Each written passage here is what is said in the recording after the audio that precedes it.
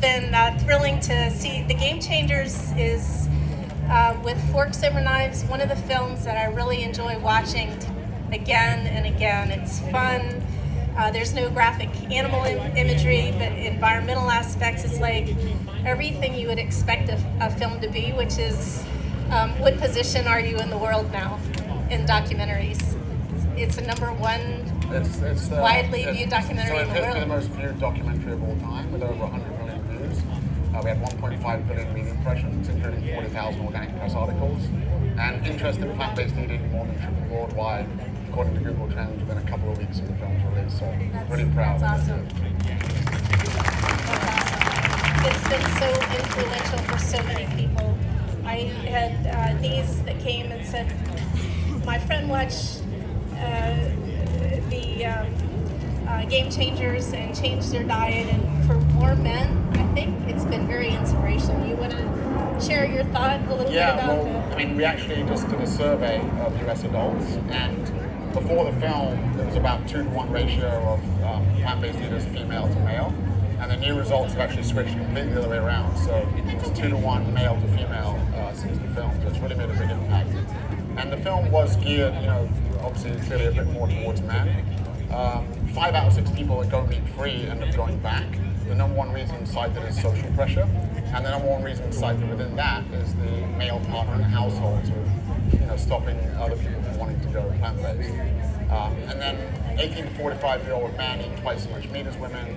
And so I think the sort of movement, for lack of a better term, has done a decent job of helping switch females in general. Again, I'm generalizing here, but men, especially traditional men, sort of ties their meat eating based on their identity.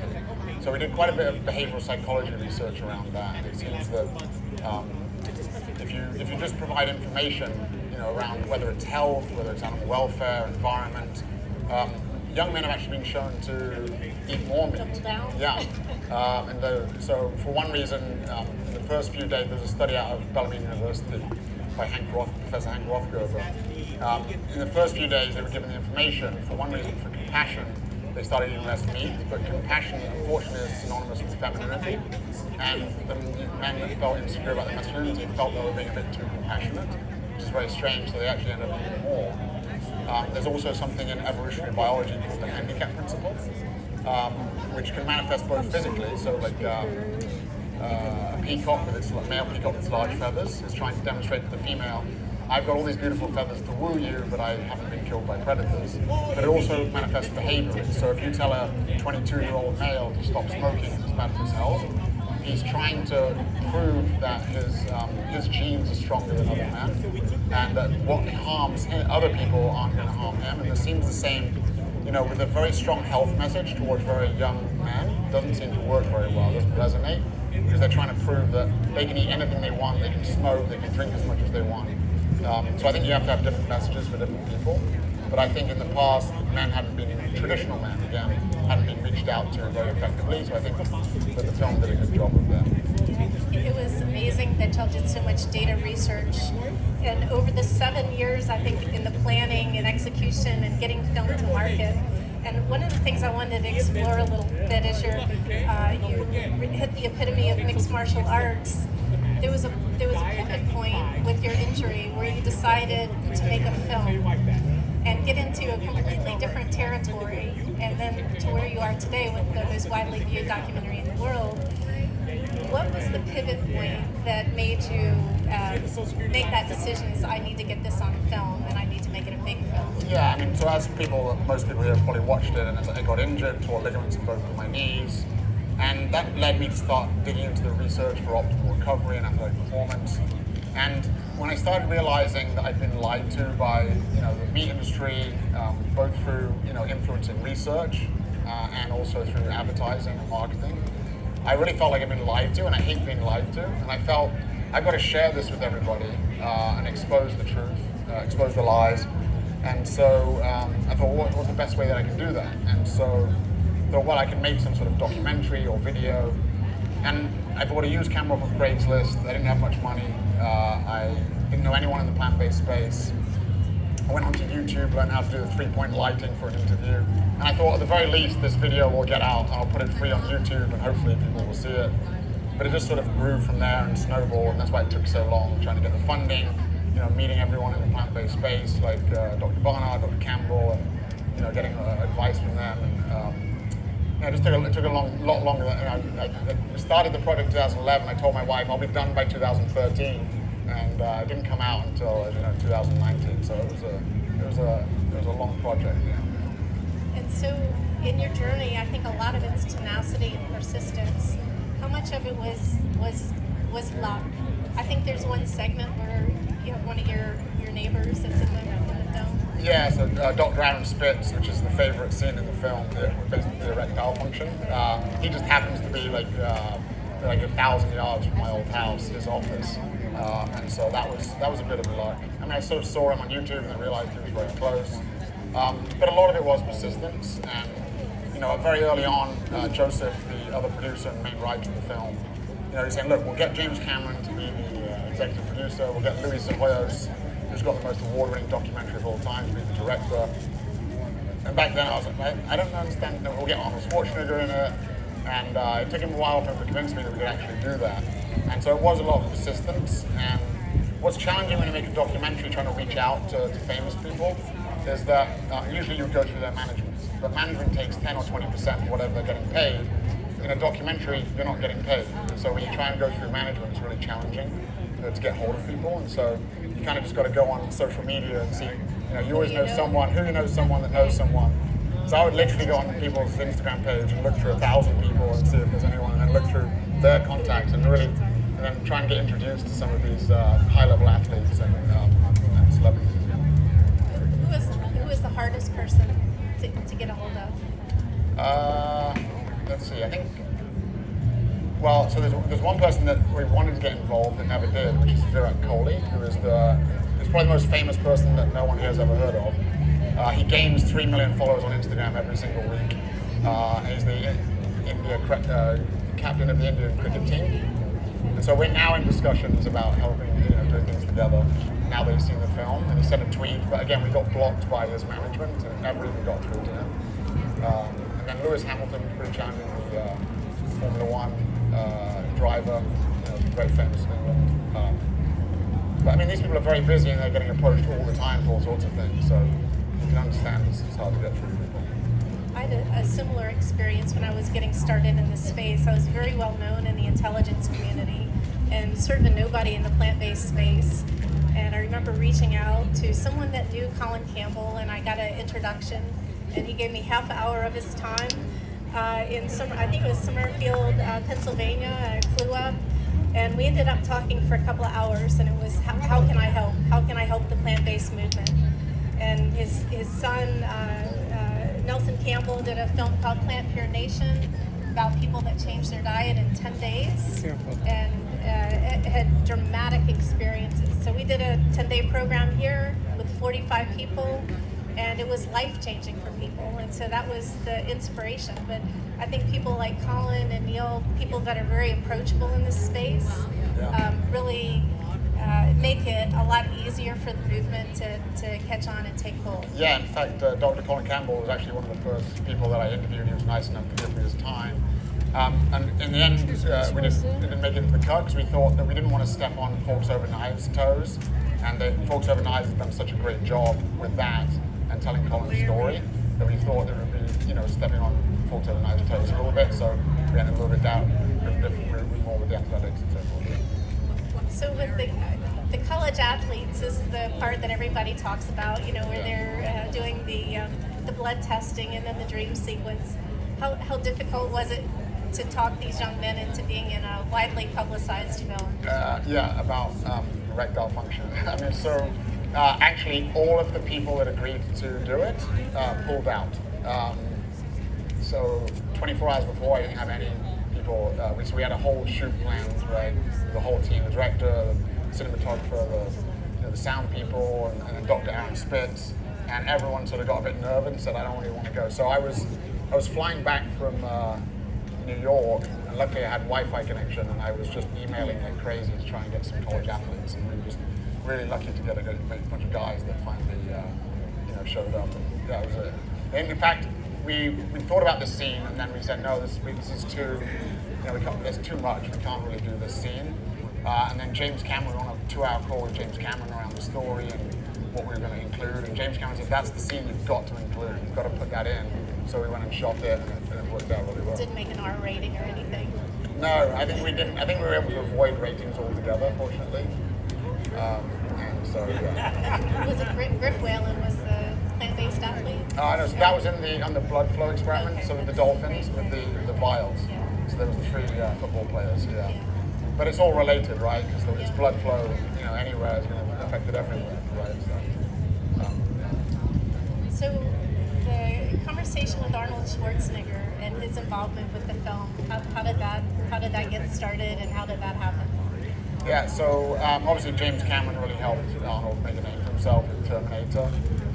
And so once we got James Cameron involved, Arnold jumped on board. And again, Arnold's not completely plant-based, but he doesn't drink dairy, and he's reduced his meat consumption by 80%. He's an advocate for shifting towards more plant-based diets. And what our sort of thing we tell everyone is it's all or something or nothing. And so when you tell people you've got to be 100%, sometimes they're not even going to try it at all.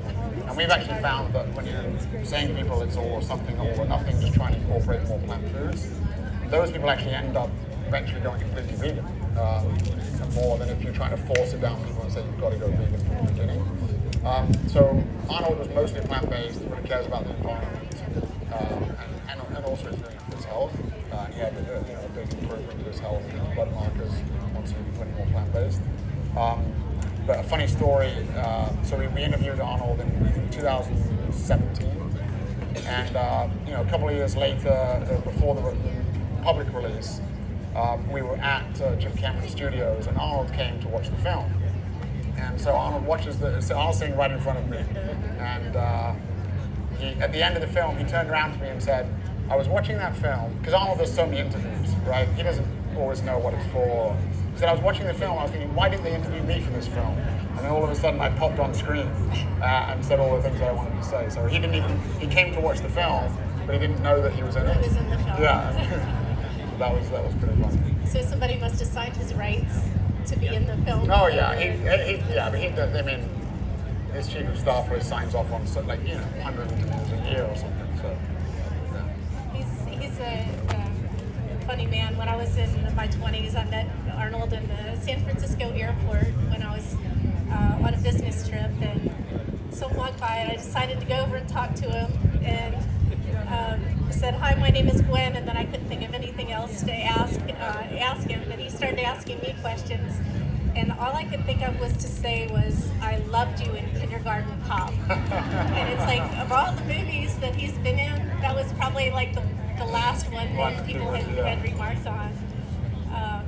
But I think the variety of athletes that you have in the film is pretty amazing too. I mean, it starts out with the runners and the people with endurance aspects, and then moves into the strength. And it seems like everything was sort of very intentionally well It was, thought out. and for a couple of months we actually edited it and put it the other way around. But we sort of we built it in a way that people would say, well, maybe you can't get enough energy, and then okay, you can get enough energy, but then people came up to me after some of the screenings and said, every time I'd think, yeah, but what about this? Then you would hit it. So, okay, so you can have energy, but you can't build muscle. And then, in come the strong athletes. So, we built it sort of very intentionally that people would sort of have those questions, and then they would get answered, after the progression. So I met you at the DC Environmental Film Festival, Yeah. Which was very interesting, and watched the first version of the film, which was good. And then it became great, but there was a long period between that and when the film came out. Yeah. And that must have been, my sense is it must have been like an emotional roller coaster, because you get the film to market in front of people, and then it's like you have to rethink almost how to remake it so you look at it from a different perspective. We did a lot of screen testings about what resonated with people, and so the film actually premiered at Sundance in 2018 in January. We didn't release it to the public till September 2019, and so we didn't have the scene, for example, with the football players the Tennessee Titans. And also the ending wasn't great, and the music we felt didn't really fit. You know, the first composer we used, they didn't quite grasp what we were going for. And so, first of all, we did another edit. You know, that took maybe shooting some more scenes and an edit. It took like 9 months to put the music in and so forth. And then Netflix really wanted it as an original, but we wouldn't want to do that. We wanted the freedom for people to screen it at universities and schools and put it on DVD and Blu-ray for people that don't have Netflix, and Google and iTunes. So there's a lot of negotiating back and forth. And then, of course, with it not being a Netflix original, they didn't put the money into distribution. So then Joseph, my partner, and I had to understand how to distribute a film as well. So first we had to learn how to make a film, and then distributing a film is a whole new thing. It doesn't matter what product you've got, if you can't get people to watch it or buy it, you know, it's no good at all. So we put it in 1,500 theaters in one night all around the world, and then on transactional video-on-demand platforms like iTunes and Google, and then eventually onto Netflix. So, and Yoku in China, which is twice as big as Netflix, 800 million viewers. So it was a challenging time. And, so it's Netflix and Amazon are the primary vehicles that people can watch it? So any of the transactional platforms, so anywhere like you know, Google, iTunes, Vimeo. But if you've got a subscription to Netflix, that's going to be the way to watch it without paying any additional fees. And how did you get Lewis Hamilton? He's such a star in the vegan market, and he's been such a activist, I think, in promoting not only plant-based but also environmental aspects. I don't think he's as famous here in America. He's a 7-time Formula One champion, race car driver. To be honest, I can't actually. I just know that it was difficult to get hold of. That was for sure. But he wasn't in the January cut, the January 2018 cut either. He came in, so he sort of saw that cut and then like, oh, I'd like to be involved. And we had a very short interview. There's actually 20 minutes of bonus footage. If people sign up for our email list, every week they get a little bit of this bonus footage, which includes a longer interview with Lewis Hamilton and a story about the Forest Green Rovers, the vegan soccer team in England, and some other, you know, James Cameron interview that sort of runs it all.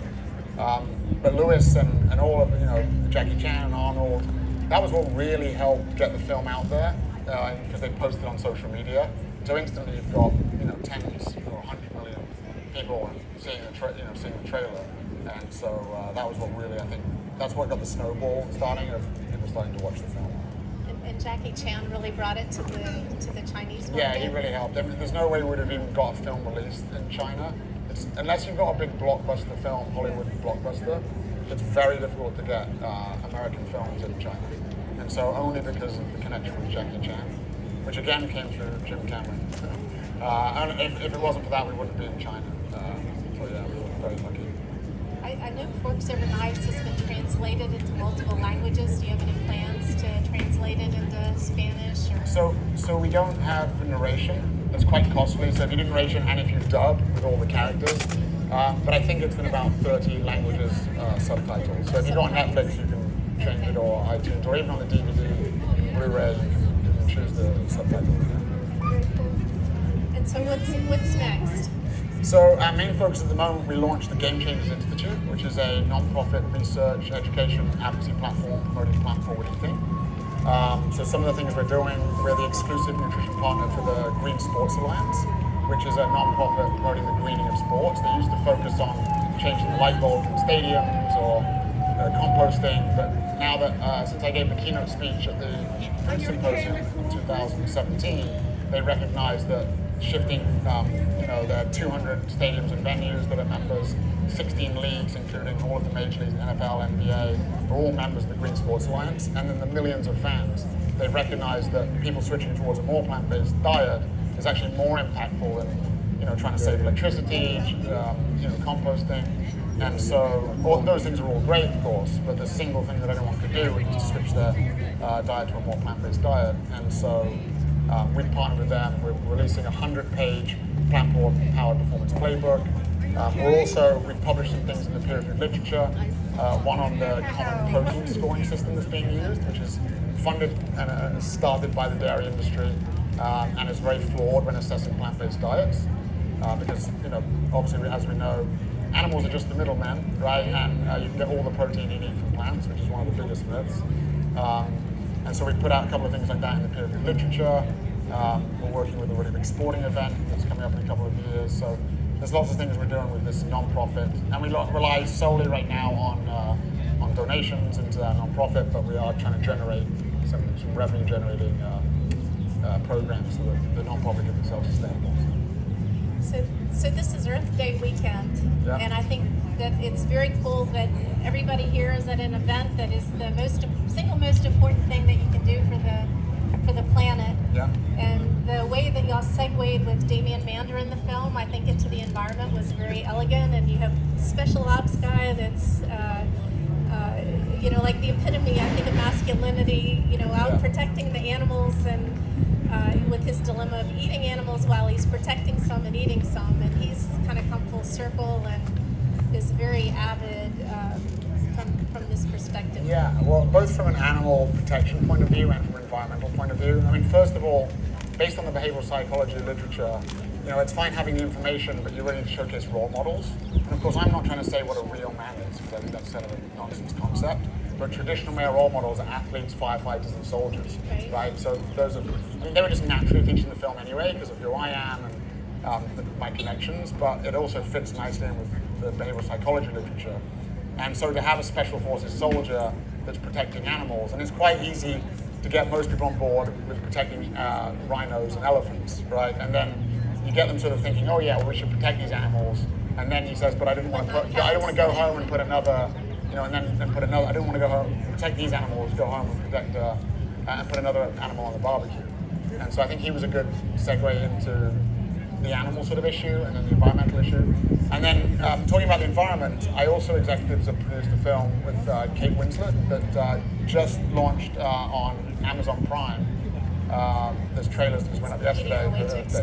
Eating Our Way to Extinction. That really goes into how we're affecting the environment and especially the oceans. And that's sort of, if anyone's interested in the environment or the oceans, I'd really highly suggest watching Eating Our Way to Extinction as well. Dr. Loomis from Bernard Medical Center is the sports doctor in Game Changers. He's going to be doing a talk this afternoon on diet and environment. So that'll be exciting to hear. He's fantastic. Very knowledgeable. So are you willing to take a few questions? Yeah, absolutely. I'll walk the mic around, and if anybody wants to ask questions, I'll be down.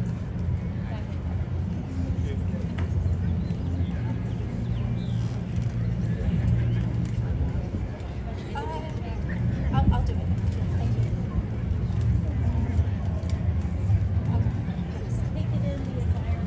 When's the second Game Changers film coming out?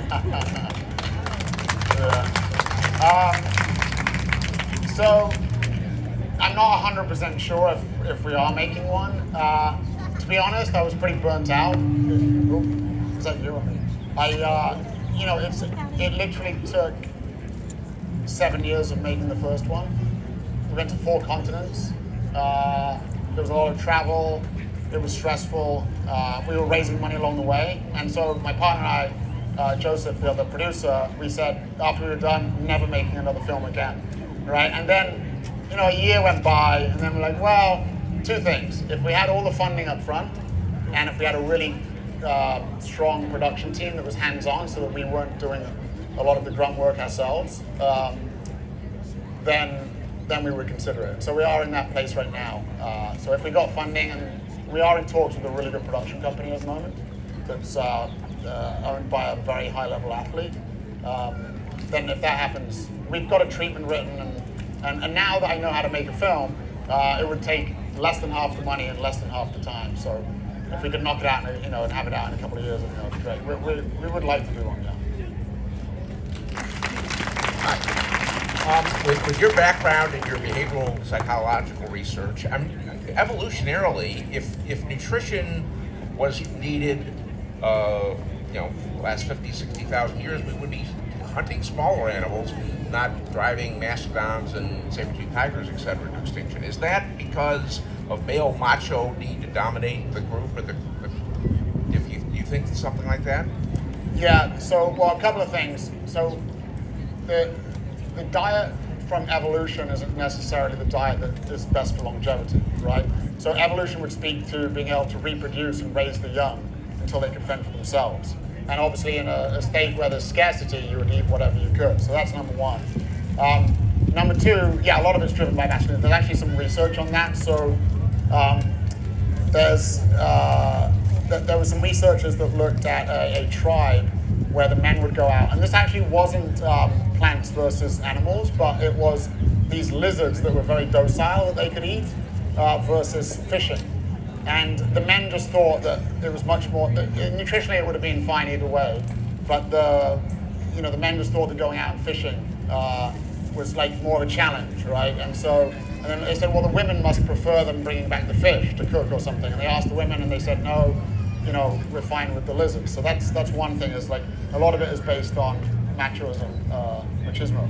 So, and then there's other research showing that in hunter-gatherer tribes or foraging tribes, 80% of the calories is actually coming from the plants, which is usually the women, the children, the grandparents, and then the men will go out and hunt 20% of the calories, which is largely inefficient, especially until the advent of the bow and arrow, which is around 60,000 years ago. But the men celebrate and promote all of this work that they did, even though they're not bringing the majority of the calories. So I think a lot of it is based on identity and men trying to show that they're worthy of, yeah. Good question. I just had a question about a video that I saw. It was on some news program in the UK where there was a doctor sitting to your left, and she was giving this kind of counterpoint, to Game Changers, and she made a reference to the test for the erectile function, and she said something about having, well, it was all rigged because they in one test with the meat-based diet, it was they had this big contraption strapped to their leg, so it's not surprising you have some interference with sleep and therefore erectile function. And you looked a little, and there wasn't time maybe for you to respond even. It was on a news program, but it kind of give you a blind side, a left hook, and I thought maybe you followed up and just verified whether there was anything like that she was talking about. Meaning, right. So, well, first of all, they were wearing the same contraption on both nights, right?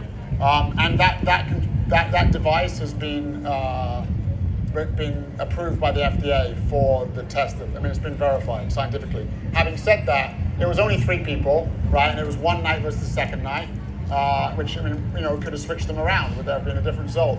But there's actually some research underway in New York with a much larger group that's going to that science is looking exactly in alignment. And we already know from other experiments the last 20 years that it impacts blood flow, and the blood flow to those regions, the arteries are much smaller than elsewhere.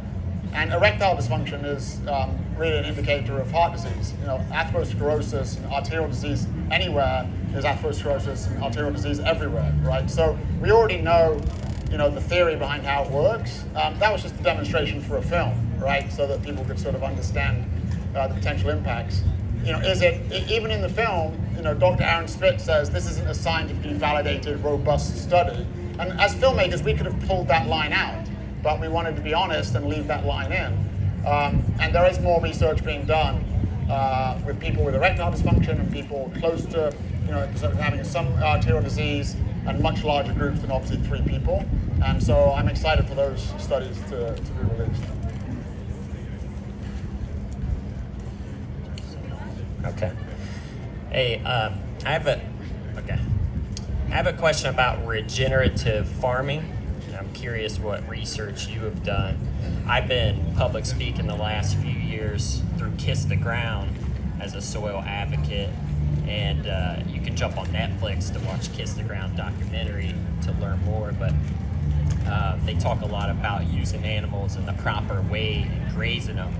If you do that, then the animal is healthier and the meat can actually have a good omega-3 to omega-6 ratio. So if you eat regenerative meat, it can actually be health promoting, and you're also sequestering carbon through regenerative farming. So it's this root cause solution to the environment. and your health. Yeah. It's obviously good to eat regenerative organic plants and Yeah. fruits as well, but I'm curious if you've done any research on regenerative meats. Yeah, so Gwyn, can you let him keep the microphone? Because I want to clarify some things. Well, so first of all, I don't think I'm an expert, actually, in anything other than fighting, but maybe filmmaking now. And I know more about nutrition, for athletic performance and health than I do about the environment. But so I think the concept of regenerative agriculture has some validity, but I think that the holistic grazing part of that, the animal part of that, there's actually a lot of misinformation. And so, can you remind me of the name of the one of the main farm that's been studied? Is it White Oak Pastures? Yeah, that is one of them. White Oak Pastures, right? And so that research has never been validated in peer-reviewed science, and it's never ever been able to be replicated. So that research, and can you remind me of the name of? Can you remind me of the name of a couple of the advocates of that? There's someone I'm thinking of. Joel Salatin. No. Face Farms. Rodell Institute does a lot of good work. Okay, so White Oak Pastures, just so you know, they sued the federal government because 100,000 of their chickens were killed by American eagles. So they're claiming this sort of natural growing system, right? But chickens are actually jungle fowl. They're not supposed to be out in pastures, right? So they sued for millions of dollars because they're not able to shoot the eagles because of all of the chickens that were killed. So first of all, that doesn't seem very sustainable, right? Would you agree? Would you agree that if you put 100,000 chickens out that are killed on pasture, which is a totally unnatural environment, and they're supposed to be in the jungle, because that's how they naturally protect themselves. They go under the jungle foliage. Would you agree that if you put chickens out on massive pastures, which feels natural, right? It seems natural because they're roaming around, actually isn't natural at all, and then you sue the federal government for taxpayer dollars, I would say that's not very sustainable. Would you agree? Yeah, another good movie is Biggest Little Farm. No. Can you just answer the question? Would you agree that that's not very sustainable? No, that particular instance. Okay, and then also, if you want to talk about the sustainability of the, what you're talking about is carbon sequestration. So the concept is that you put cows, the methane goes to the ground, they tread it into the ground, so that sequesters the methane, correct? And then they move those into different areas of pasture. This has a very short-term impact because you can only push so much of that of the feces into the ground for the methane sequestration. So there's a lot more to it as well regarding the life of the short-term impacts of methane versus carbon dioxide. And so in the short term, it may have some marginal benefit, but in the long term, I don't think it does at all. And in fact, cows that are eating grass emit more methane than those that are grain-fed. So I don't claim to be an expert. I've got connections that could speak to a much higher level of this. And there's a great podcast, Plant-Proof podcast, where on one of the episodes they talk to an expert and regarding Kiss the Ground and the regenerative agriculture. Yeah, the one point I want to make is just when you guys are eating veggies, make sure you get it from local farms that use regenerative practices. Because if you look at the Bionutrient Food Association, there's wide differences in nutrition between organic, the USDA, industrial organic that's still using a monoculture, 10,000 acres of one crop, and you think you're getting nutrition from Whole Foods, but when you're buying those veggies that are coming from Mexico, Florida, California, those are coming from huge industrial farm fields, and there's not much nutrition. Now there's less toxicity, so I still eat some of that, but I try to get the majority of my diet from local farms that are actually building healthy soil, because healthy soil is the solution. I do agree with. Okay, I will have to move on to someone else, but I do agree that healthy soil and soil health is a really big issue. I think that the topic of local versus non-local is much more nuanced than that. So it feels very natural that having local is going to be much better, but there are economies of scale with stuff grown elsewhere And also the organic versus non-organic, that's actually more nuanced also. Rotenone, for example, which is an organic pesticide, has been shown to be much more harmful than even Roundup. Yeah. So I think it's a much more nuanced argument. I think that people like to make it very black and white and basic, and like, well, if I just grow local. When you grow local, people drive their SUVs both to Ralph's or whatever grocery store, and they also go to the farmer's market. So they make 2 trips, which is not very efficient compared to getting everything at one store. So I think I'm not advocating for either way, but I'm just saying that the arguments are much more nuanced than, eat local and have cows grazing on grass. Thank you. I'm going to put a plug in for my restaurant, Green Fare. We use organic. I'm a big believer of organic. It's a process, and it's about soil, and the local and sustainable is a great thing. So I appreciate your comments. Thank you. Anybody else for questions? I can't wait for We have maybe 2 more questions. Hello. There's a tremendous amount of research that shows the benefits of a whole food plant-based diet on longevity. My question is, there seems to be some research showing that, for weightlifting, for example, or bodybuilding, that on average, they don't make it past the age of 50. I'm trying to figure out, is that due to the anabolic steroids that are used in the industry, or is it due to the excessive amount of muscle mass? My question is, could you go on a vegan / whole food plant-based diet and build appreciable amounts of muscle but still maintain your longevity? Yeah, it's actually a really good question. I think, again, that's nuanced as well. I do think when you see, a lot of these sort of celebrity bodybuilders dying very young that are absolutely massive, I do think a lot of that is related to anabolic steroids. But to be fair, I do think that, when you're having lots of protein, which promotes growth, there's also potential, especially with the sulfur-containing amino acids, methionine and cysteine, there is actually a potential of growing cancer cells as well. But what it seems to be is that you could, by having a plant-based diet, you could probably build as much muscle as possible, but offset and mitigate the risks towards your longevity, if that makes sense. So even being a professional fighter is not great for your health or longevity. Playing football, right, is not great for your, being a bodybuilder is probably not great. If your absolute goal is to live as long as possible, building as much muscle mass as possible is probably not the best thing to do. But I think that you can offset and mitigate a lot of the risks by doing that, by getting enough protein on a plant-based diet, without a lot of the negatives that come with animal foods. So that seems to be, I think there's more research that needs to be done, but theoretically that would make sense. Hi, thank you for taking my question. I'm a vegan athlete for the last 30 years. I'm 55. Got my pro card last year, very proud because I was among people that eat only meat. So I'm a proof that you can do it. Yeah. And my question is, can you take I take powder supplement. Do you think that is not a healthy choice? No, so I think getting a whole food plant-based diet is like a heuristic, and so that we should get lots of whole plant foods in our diet. But I think that for people that are, if you're bodybuilding like you are, and I think that sometimes it's just easier to get that protein in, and more convenient and so forth. So I'm not against all supplements, for example.